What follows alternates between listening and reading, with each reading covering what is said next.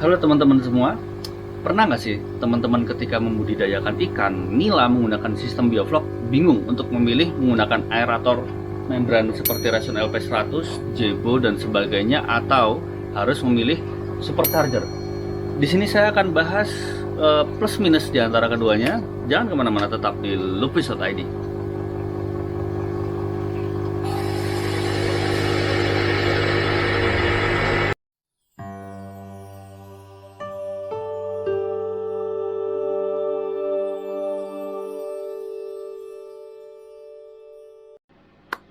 Oke, baik teman-teman. Di sini saya akan membahas plus minus perbedaan antara aerator membran atau low noise aerator dengan supercharger gitu ya. Kebetulan saya sampai sekarang ini masih pakai kedua-duanya. Oke, kita bahas yang pertama adalah kebisingan. Untuk aerator membran tentu saja dia itu kan namanya juga low noise aerator, artinya aerator dengan kebisingan rendah. Otomatis dia itu nggak terlalu berisik, berbeda dengan halnya supercharger gitu, itu cukup berisik ya. Jadi kalau kalian ingin menggunakan supercharger, saya sarankan itu agak sedikit lebih jauh dari rumah warga atau jangan di tempat yang padat penduduk gitu. Nah itu kalian bisa pakai supercharger atau kalian bisa rakit peredam gitu ya. Peredam menggunakan busa peredam itu dimasukin ke dalam kotak gitu. Nah seperti itu bisa juga mengurangi kebisingan dari aerator supercharger. Sedangkan kalau aerator membran itu kalian mau pakai di rumah padat penduduk atau di manalah, dimanapun itu aman aja karena nggak bising gitu. Suaranya itu sangat lirih gitu, nggak terlalu mengganggu. Jadi untuk di area yang cukup padat penduduk itu saya sarankan kalian lebih baik menggunakan aerator membran gitu kan. Ataupun kalau kalian terpaksa harus menggunakan supercharger, ya pakai peredam. Nah sedangkan kalau kalian agak jauh dari rumah yang padat penduduk gitu kan, agak jauh kolam kalian gitu, di tempat yang lapang dan sepi, jadi aman aja itu menggunakan supercharger. Itu yang pertama. Nah yang kedua adalah perbedaan power.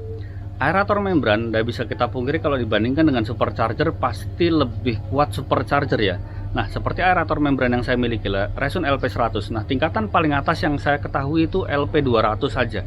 Sedangkan supercharger itu ada dinamo setengah horsepower, 1 horsepower, 2 horsepower gitu, dan di atasnya juga masih ada. Jadi kalau pilihan power pasti lebih tinggi powernya supercharger.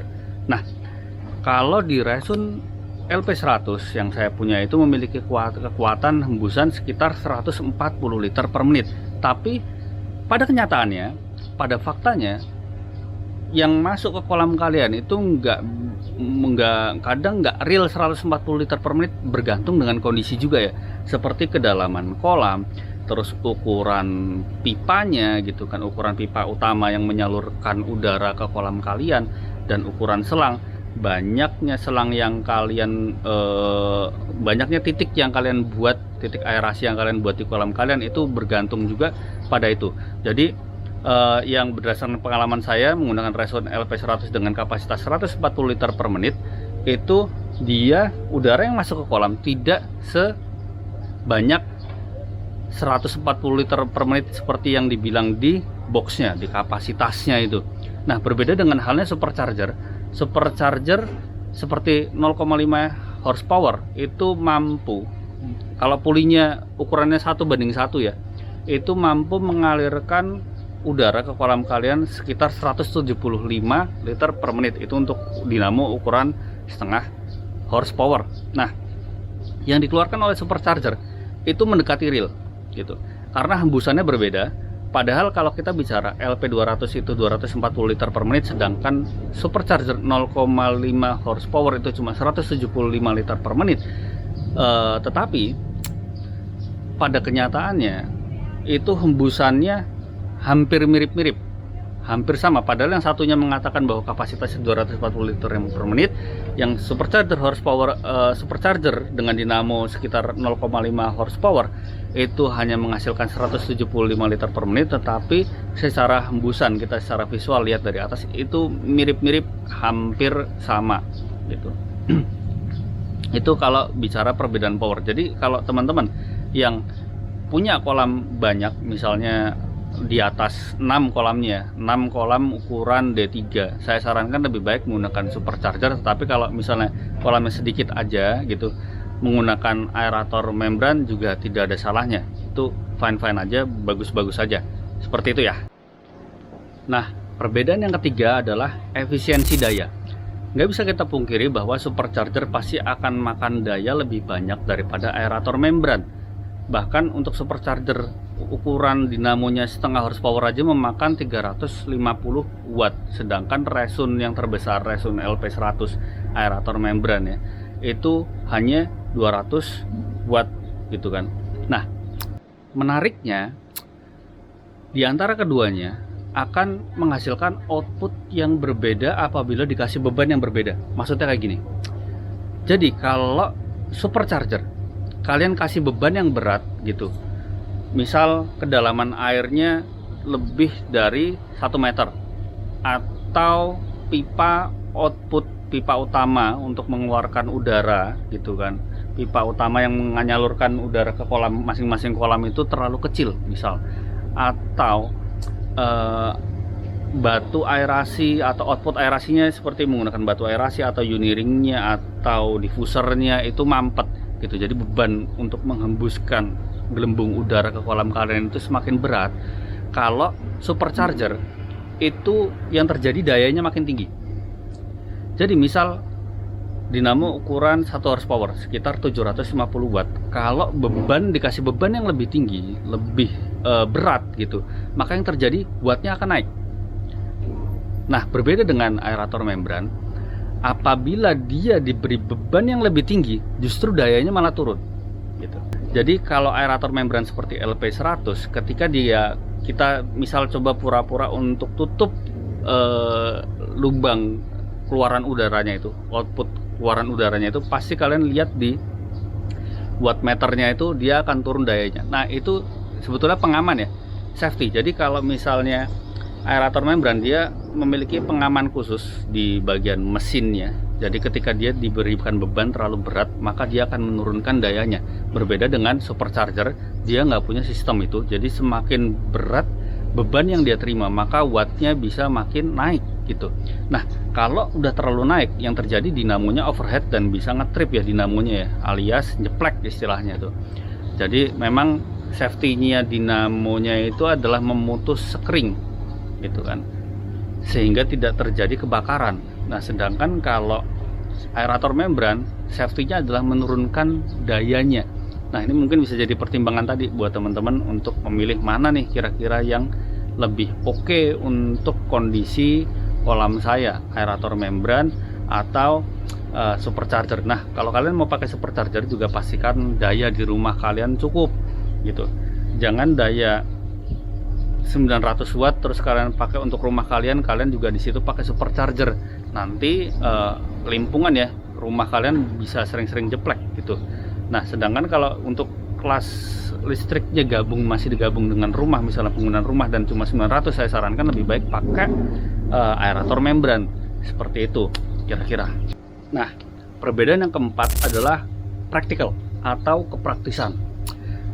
Jadi kalau aerator membran seperti Jebo, Resun LP100 itu sangat praktis, jauh lebih praktis daripada aerator supercharger. Itu nggak bisa kita pungkiri lah ya. Jadi kalau aerator membran itu tinggal plug and play. Jadi kalian tinggal beli, buka boxnya, tinggal kalian pasang, udah nyalur tuh udara ke kolam kalian. Nah, berbeda halnya dengan supercharger. Kalian harus perhitungkan besaran pipa outputnya terlebih dahulu. Kalian hitung ukuran pulinya, itu kalian mau pakai 1:1 atau 3:2 gitu kan. Nah, itu macam-macam ya.